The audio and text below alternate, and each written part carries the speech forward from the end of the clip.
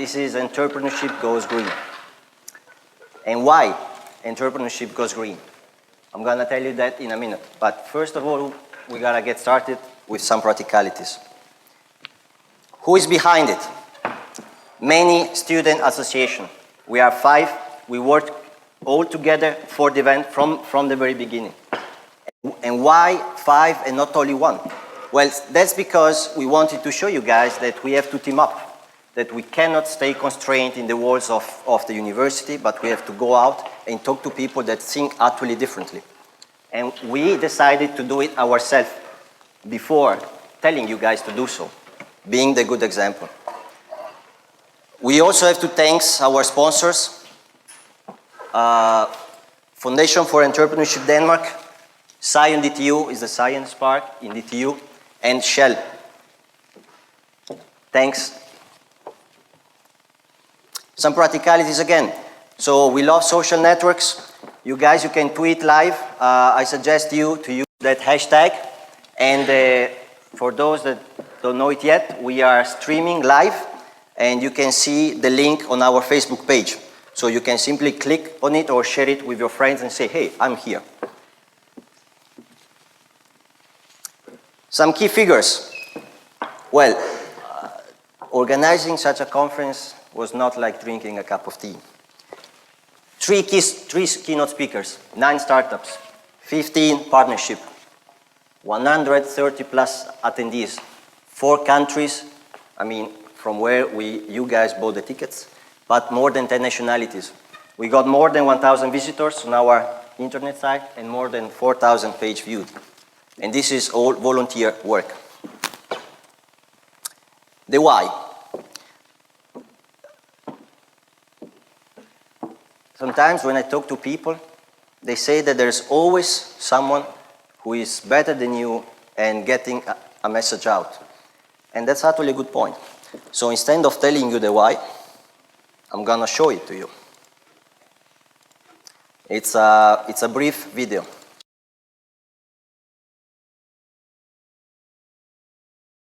So maybe there is something wrong. But we are here to understand why. There's a crisis going on. We all know it. The spread is spiking. Countries have no money to pay for public jobs. And the young generation have no jobs. And how can we fix it? How can we actually try to change this model that it's clear, it's not leading us anywhere? Well, we thought about it. We brainstormed about it. And we thought that actually young guys have a huge potential here. I work with them day by day. I see them in the classroom. I see them working with them. We can do it. And I'm pretty confident that we can. Why? Because there's plenty of great ideas inside of you. You all know it. You just don't know that there's partnerships that can be established, that there are associations that can help you to actually push this idea out, that can help you to turn this idea into a market, into a business, and therefore create jobs and create solutions.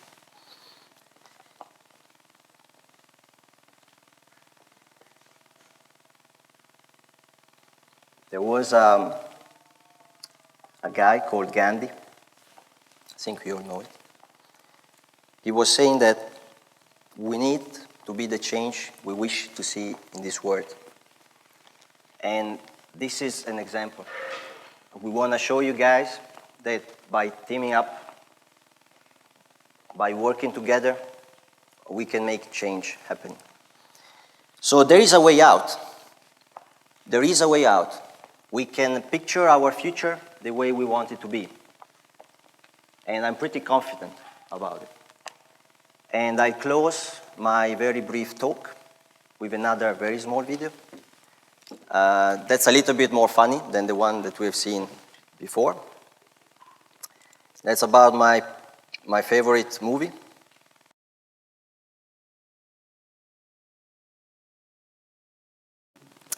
Our future hasn't been written yet, so let's create a good one for all of us. Thank you all, and welcome to Entrepreneurship Goes Green.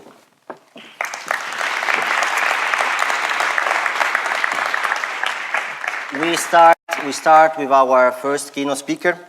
She's called Catherine Richardson. She's the Vice Dean at the Faculty of Science in KU, and she was the chairman of the Danish Government Commission on Climate Change Policy. Welcome. Thanks very much. Is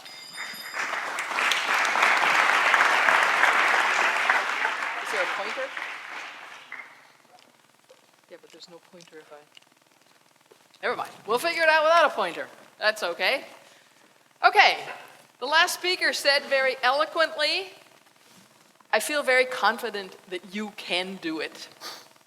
I'm standing here, I'm going to say very confidently, I feel very confident that you have to do it. The last speaker showed a very moving film. It appealed to your heart. I'm going to try and appeal to your minds, because the combination of heart and mind is what really makes things go forward. But in order to discuss, I want to talk about why I'm saying you have to do it. And in order to discuss that, I think it's easier or better if we try and take the helicopter view and move away for a little, move a few steps back from where we are and what we're discussing right now. Humans have always, in fact all organisms, have always been dependent on natural resources for our survival. That part hasn't changed. But our relationship, our understanding of the relationship between humans and the planet has changed in all the time that humans have been here. From the very beginning of recorded history, we know that humans were interested in understanding how nature worked. How did the sun get there? Oh, well, that was very easy. If you had religion, it was a golden chariot that was filled up with fire every morning. Why do we have thunder? Oh, well, then the gods were angry with each other, and they took pan lids and they hit them together, and that made the thunder that was there. So understanding the relationship between humans and nature was really very easy in the beginning, when it was only done through religion. What is religion? Religion is when you believe in something that you can't document. You just believe in it. It's a very happy state to be in. Fortunately, although I guess some people would maybe say unfortunately if they're running for President of the United States right now, fortunately, science came into the picture. And science, what is science? Science is where you have some evidence, some documentation. You try and find the best explanation that you can for that documentation, and you put that explanation forward to others and ask them, challenge them to find a better explanation for the results that you find. Often, the interface between religion and science is a bloody battlefield. Just think about poor Galileo. In 1633, the man was forced by the church, that's religion again, doesn't always have to be organized within a church, but in 1633, Galileo was forced by the church to denounce, everybody says he did it with his fingers crossed behind his back, but to denounce the fact that he believed that the earth revolves around the sun and not vice versa.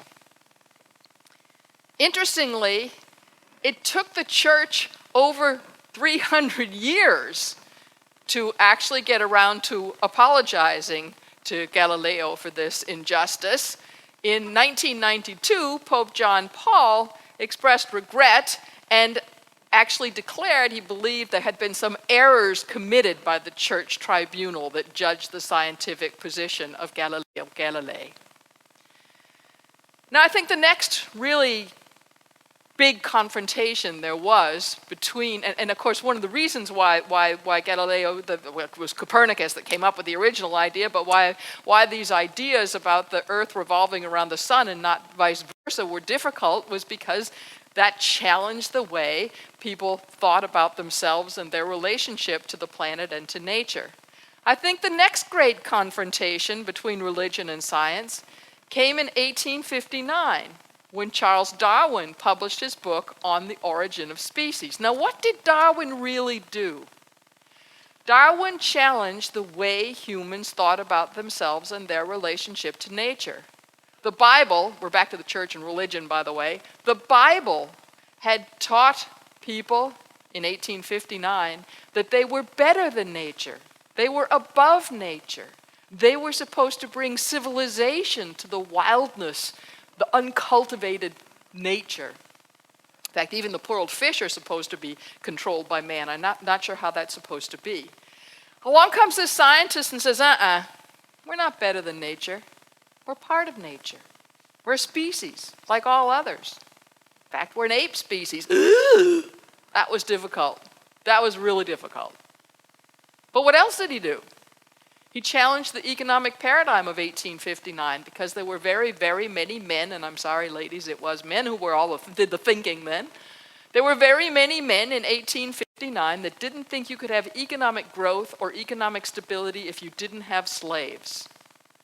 And this scientist comes along and says, hey, those aren't animals you're buying and selling. It's your brothers. Kind of takes the carpet right out from underneath the business, doesn't it? Even over 150 years later, it's worth noting that some schools in the most powerful country on earth still aren't allowed to teach about Darwin's evolution or Darwin's theory of evolution.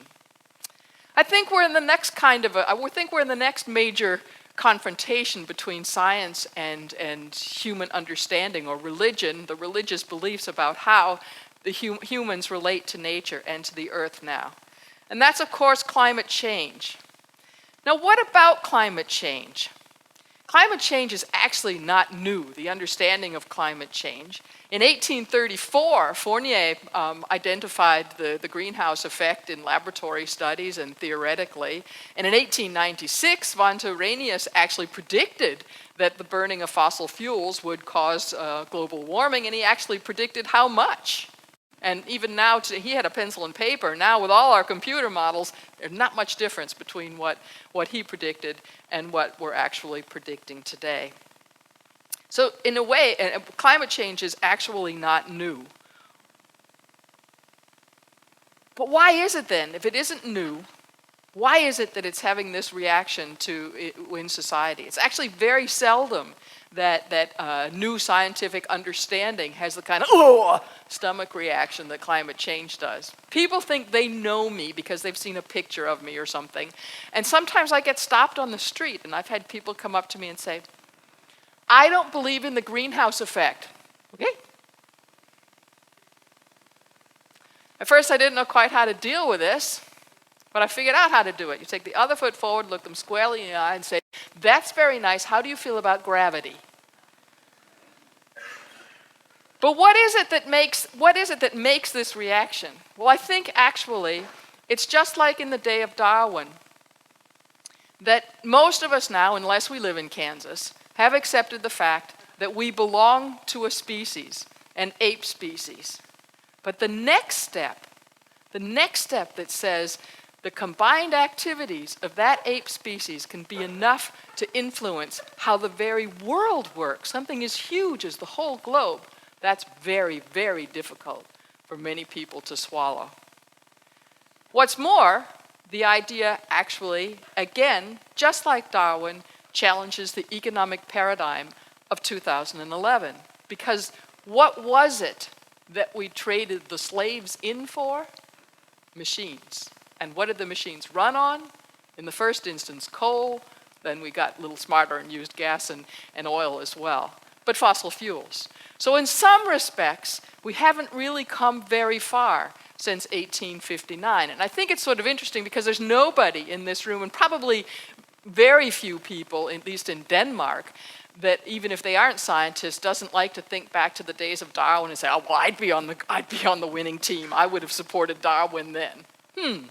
Interesting, because there's not all that many people that are eager to support the scientific understanding about climate change today. What do we know about climate change? Well, this is part of the evidence that we have for how humans are affecting the planet. And this is the data that I think actually caused the scientific community to sit up and say, hey, we got a problem here, guys. This was a Russian and a French research team that went to the Antarctic and took up ice cores. And this was published in Nature in 1999. That's only 12 years ago. This was published in 1999, and the thing about ice cores is there are bubbles in them, and the bubbles in the ice cores contain gas that was in the atmosphere when the bubble was formed. So you can go back to the bubble and ask it how much CO2 or methane or whatever it has in it, and you can make a plot through time. And this goes back 450,000 years. It's now been extended back to 870,000 years. But I like using this because this was the data that really made people sit up and say, whoops, got a problem here. The blue line is CO2 in the atmosphere. The red line is methane in the atmosphere. And you can see it goes down and up and down and up and down and up. And those are ice ages coming and going. But there's something about this in the system. When it gets up to around 280 parts per million, the blue line, the CO2, something in the system says, hey guys, time to go down again. And then it gets down around 180 and something in the system says, hey, time to go up again. Boom. But it doesn't seem to go above that 280 or below the 180. At the present moment, we're at 392. And we're well on our way, actually, with the results that came out about release last year.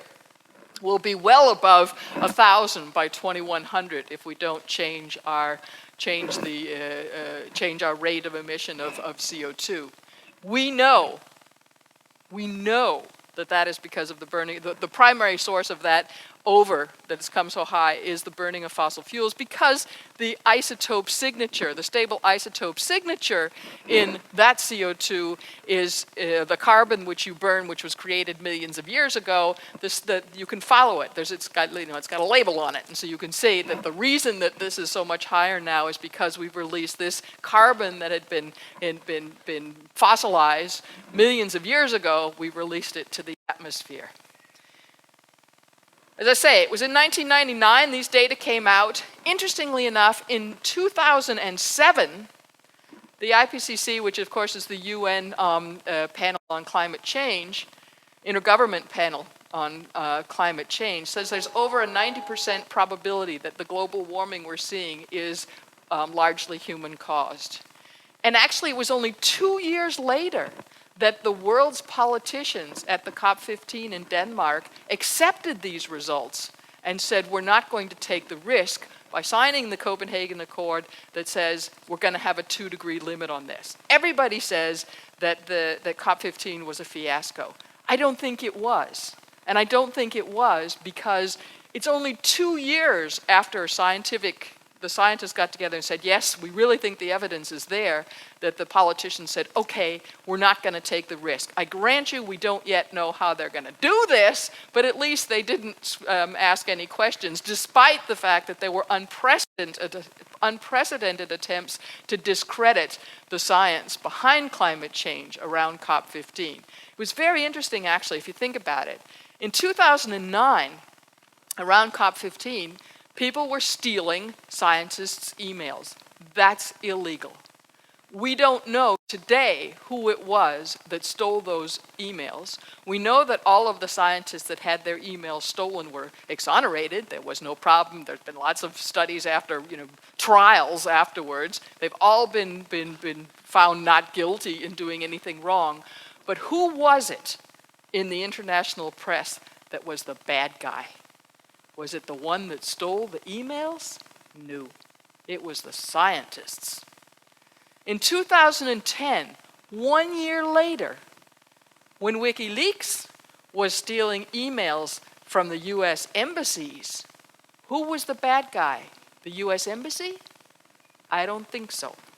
Interesting, very interesting that the way that works and the change between 2009 and 2010. But climate change is not the only sign that we have that humans are influencing how the planet works.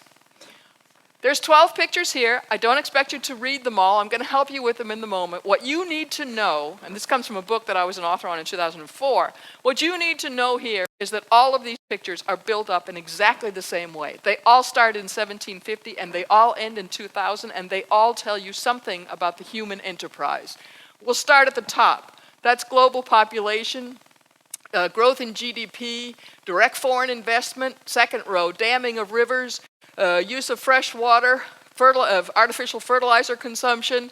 Third row, numbers of people in cities, paper consumption, numbers of McDonald's restaurants as a proxy for globalization, number of motor vehicles, number of telephones, and international tourism. Now you can see there's been a huge increase in the human enterprise in that time. Now let's look at the Earth system itself. These are all things that you can measure in the Earth system. But figures, by the way, are built up in exactly the same way. They all start in 1750, they all end in 2000, and they all tell you something about the planet that we're living on. And up on the top three, those are three different greenhouse gases. It's CO2, nitrous oxide, and methane. If you get to the next row, it's the size of the ozone hole. It's the increase of temperature in the northern hemisphere, flooding events, the percentage of fish that we use commercially that are either overexploited or fully exploited. The middle one in the third row is interesting, actually. That is where you remove mangroves in Southeast Asia in order to build shrimp farms, so all of us can go down to our local supermarket and buy tiger shrimps. So that's that's the shrimp farm production in Southeast Asia. Then we have oxygen depletion events, such as the ones we have outside the Danish waters, but it's a global problem. The felling of tropical rainforest, the conversion of wild nature into farming land, and the loss of global biodiversity. Now, you don't need a PhD in order to be able to see that there is a correlation between what we showed on human activities and what we're seeing in the Earth system. But all of you are well enough educated to know that a correlation in itself does not show cause and effect. After all, the number of storks in Germany increased at the same time that the birth rate went up, and I hope I won't disappoint any of you if I tell you we don't have any evidence that it was the storks that brought the babies. Now, having said that, I don't have time to go into all of these cases, but in every single case, with the exception of the great flooding events, there is a very well documented scientific case that it is cause and effect. It is human activities that are causing this change in the system. And why? What is it? What's the root cause? Well, the root cause, we're going back now to the fact I started by saying that humans are dependent on natural resources for their survival. The root cause, of course, is that our demand for resources is approaching the supply of the resources, the global supply of the resources, partly because we're 7 billion people now, and we'll be 9 or 10 billion by 2050, and partly because many of us have a very, very high standard of living.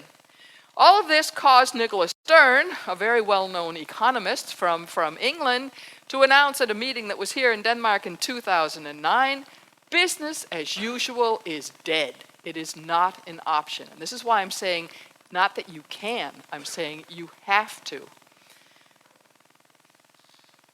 Now, I say that our demand for resources is exceeding supply. And most of you, when you think resources, you think, okay, we're talking about metals, we're talking about the rare earth metals that we need to do some of our electronics, we're talking about oil and gas, those are material resources, or what we call here provisioning resources.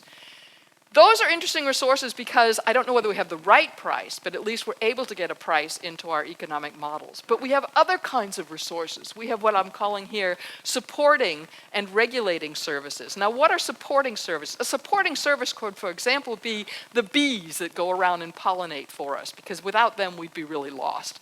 We don't have a price for them we can put into our economic models, do we? And then we have these what are regulating? Well, regulating could be, for example, a common global garbage dump for greenhouse gas waste that we have on this planet.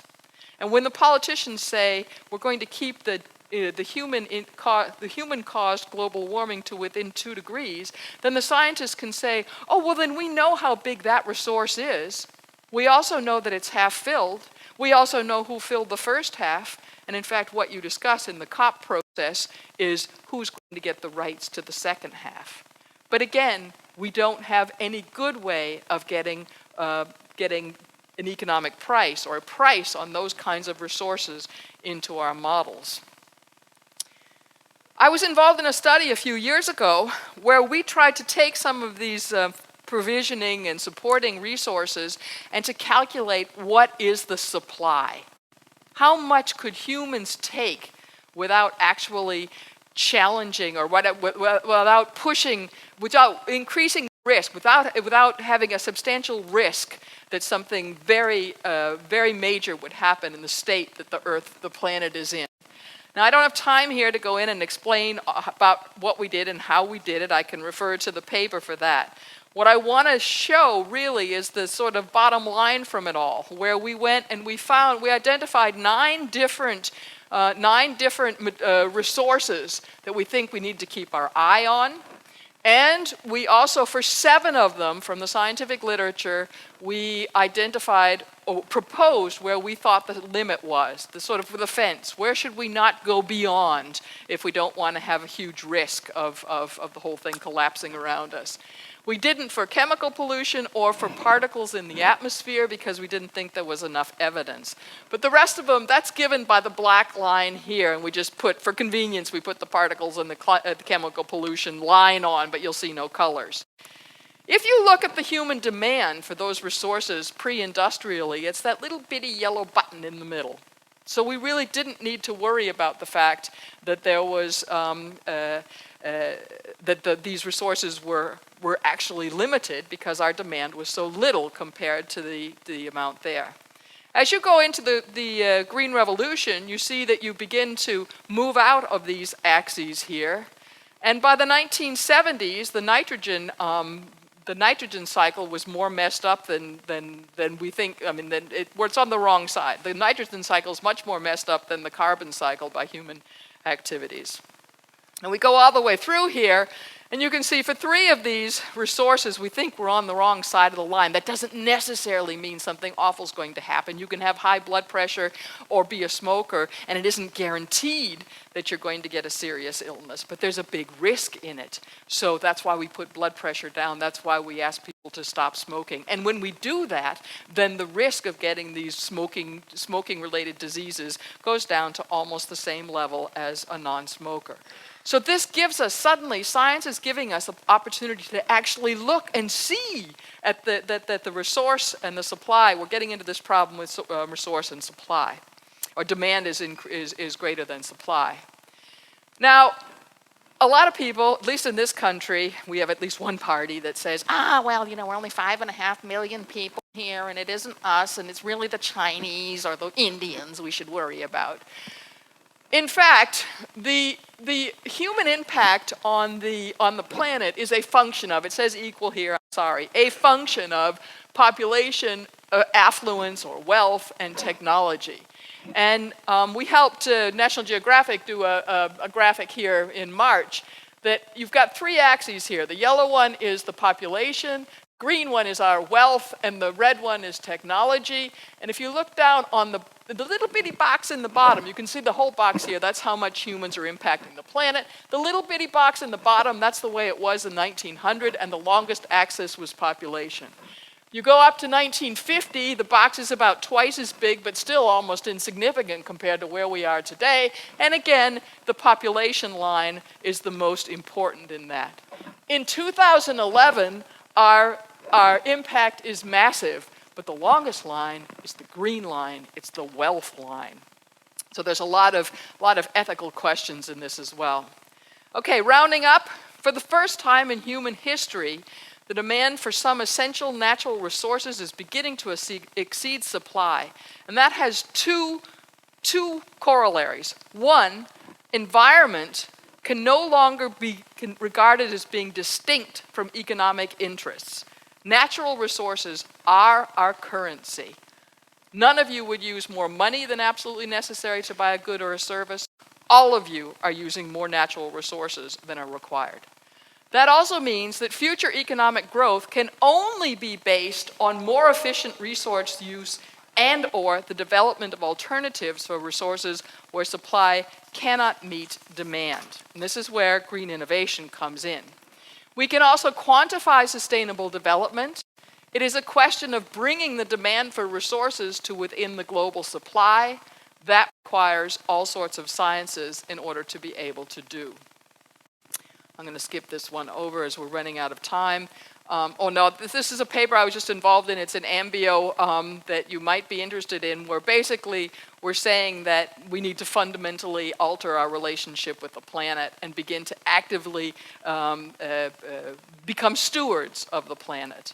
There's also a McKinsey study that I helped on that's coming out at the end of this month that actually shows the economic consequences of not curtailing resource demand. So putting it all into perspective, our Earth has been here for about 5 billion years. Our species in its present form for something like 250,000 years. If you say 25 years per generation, that means there's been about 10,000 generations, and most of those generations lived in caves. During the course of the last 1 to 2 generations, humans have documented through research that a major step in their development, which was taken 6 to 8 generations ago when animal power was replaced by machines, was jeopardizing their own habitat. And this is where I think we differ. I said in the beginning, hey, wait a minute, maybe we haven't gotten very far since 1859. I mean, it's the same sort of problem we're dealing with. But in 1859, people didn't know how humans were influencing the planet. Today we know it. And that knowledge gives both the power, and I would also argue the responsibility to manage and to change the human-Earth relationship. And that, as I've tried to emphasize, requires a change in focus from maximizing the value of individual natural resources using an outdated economic paradigm to focusing on minimizing the impact of human resource use on Earth system function, and that requires green innovation. A lot of people think green growth and green innovation has something to do with climate. It does, but it's a much, much, much bigger problem, and there's a lot of work to be done, and I don't think you're going to do it. I know you're going to do it. Thank you. Thank you so much. Thank you so much. So, if you don't mind, can we take 1-2 questions? Yes, if you've got time. I know I went a couple of minutes over. Guys, any question? Do we have a mic going around? Yeah, what in the back? I have a small question. Sorry, just 1 sec. Yeah, I have a small question. You were talking about business as usual is not an optional. And regarding energy, what alternatives do you think right now are in terms of energy for oil, gas, and renewable energy? Yeah. That's your question, and I don't mean to be critical, but your question reflects the way we're used to thinking. Because right now, we have an energy system which is primarily based on fossil fuels. Fossil fuels are very easy, and they've got a high concentration of energy, and you can store them.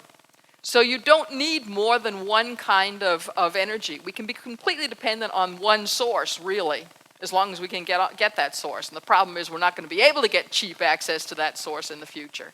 Right now, we regulate our energy system totally on the production side. And that means that the energy system here in Denmark is actually geared to meet the energy demand on Christmas Eve. And the rest of the year, much of the stuff is sitting there waiting for Christmas Eve. Now, that's a really stupid way to run a system. But we're used to thinking that way. So everybody says, is it going to be wind? Is it going to be sun? Is it going to be... No, it has to be a bouquet. Because it has to be all of the energy sources that are out there that become economically feasible. Because, for several reasons. One, none of the sources that we have at the moment, unless you want to count nuclear, but nuclear is actually the most expensive you can go to. But none of the sources that we have out there at the moment can be regulated in the same way as the fossil fuels. So we've got the sun would be the best. I think the sun will be the one in 100 years, hopefully 100 years. But we have a way to get there, to get there before we can utilize the sun.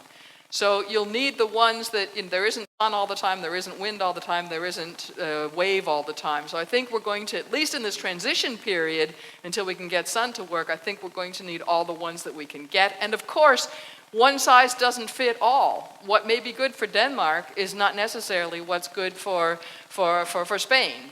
So I think different countries will have different energy mixes. Okay, great. Thanks for your answer. And thank you again for having come to our event. Thank you. And Okay. okay, so I invite the 3 startups of the second session to come on the stage. Gringo, Pinoled, and Bushman Project. And again, give applause to Catherine Richardson. Thank you. So, Gringo.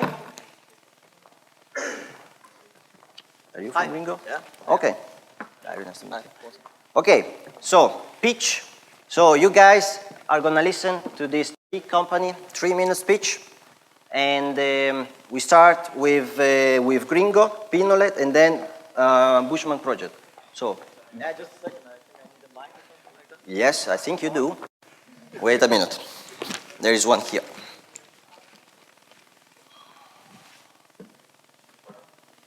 So, there you go. Does it work? Yes. All right, we'll try again. Hello, everyone, and welcome to Energy Green. Entrepreneurship goes green. Entrepreneurship goes green, yeah. I have to remember the name. My name is Borten Vaggi, and I'm one of the co-founders at Gringo Energy. Gringo installs PV solar systems on commercial rooftops, from where we supply our customers with solar power to a fixed price that is lower than you pay. That is lower than the price that you pay for normal electricity at your energy company. So basically, Gringo operates as a decentral green energy company. Imagine this is your building. What happens in here, that is your concern. You want to make sure that you have stable production, and you want to make sure that the price that you pay for your energy is as low as possible. You prefer to have green electricity, but it's not a necessity. What happens out here is basically not your concern, and this is our business and our core competence. We operate these power plants just like Dong operates the big power plants from where you get your energy today. For us to be able to supply the customers with stable production and cheap prices, we have established cooperations with some of the industry's leaders within energy. Here among Danfoss, Nykredit, SRU Solar from Solar Valley in Germany, and also Dong Energy. We believe that we can be a part of supplying Denmark with the 2 to 3 terawatt solar power that Danish experts believe has to be a part of the climate strategy in 2020 for Denmark. And this can be done if we can supply Denmark with cheap prices on energy. Because just like as Catherine, she was pointing out, one of the key factors with energy is wealth. That means price. So if you can't get green energy cheaper than you get your normal energy, then you're probably not going to change, especially within a climate or financial crisis. So that was all. Thank you. Thank you so much. Even faster than 3 minutes. Now it's time for Pinolet. Okay. Okay. Thank you very much. My name is Peter Poulsen, and I'm from DTU Photonics. This mic really stinks. But anyway, we are starting up a spin-off company from DTU Photonics, which is called Pinolet, and we are making high-quality LED lighting for a museum. And our first customer is actually the Queen, and we have made 21 installation on the what is this called, the crown jewels at Rosenborg Castle. The Queen had a problem, which is the same as all the conservators in Denmark.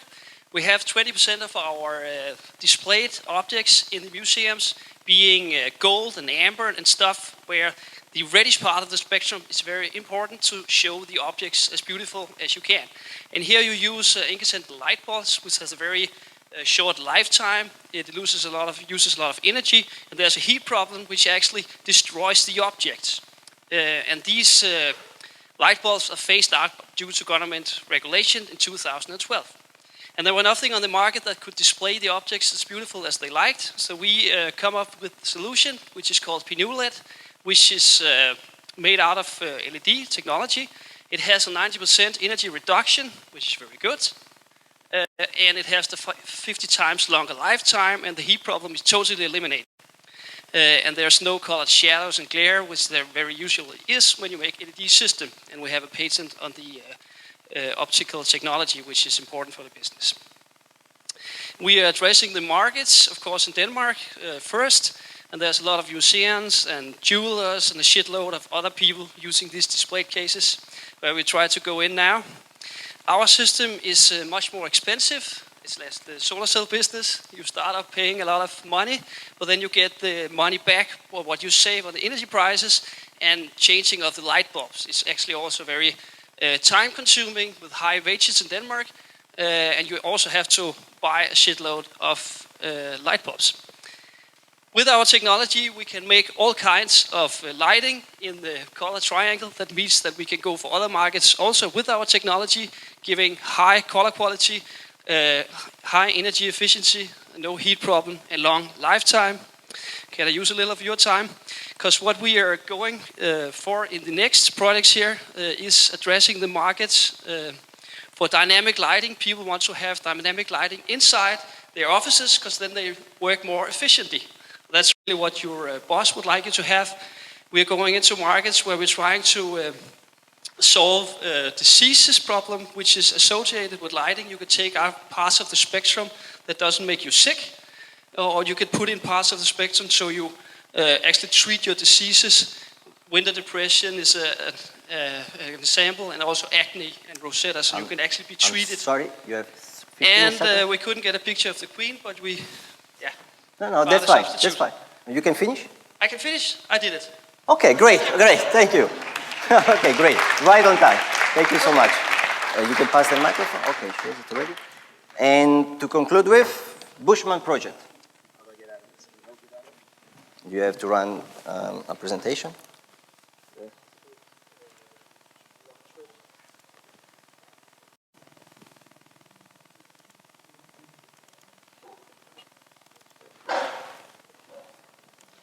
There you go. And which one do I use for the... Just click enter. Okay, Bushman Project.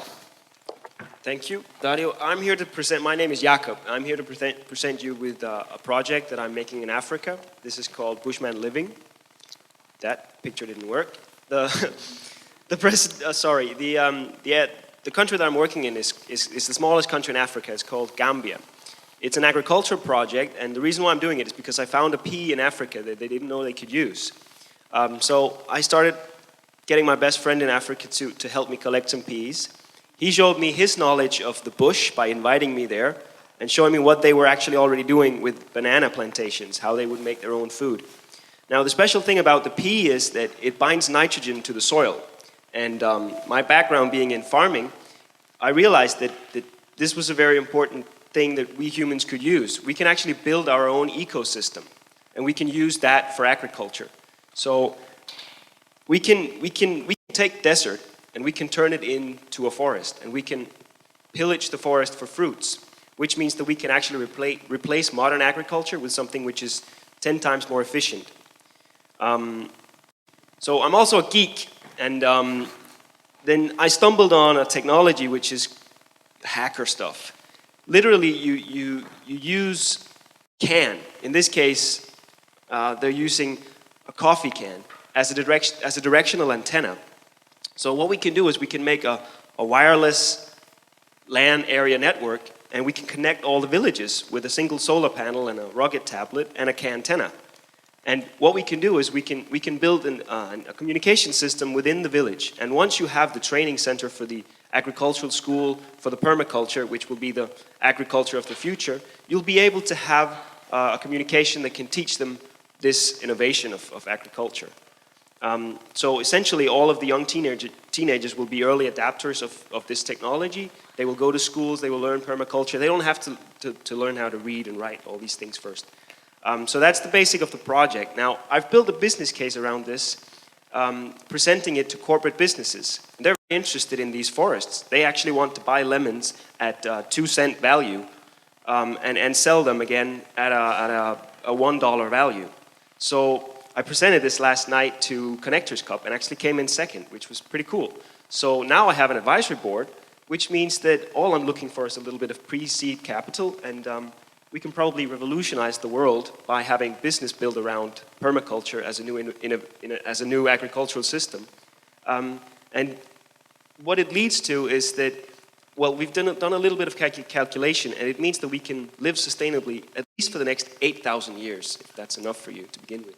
That's what I do. And I'd like to tell you more. I have a drawing over there, but I didn't have time, so thank you. That's perfect. Thank you so much. Thank you so much.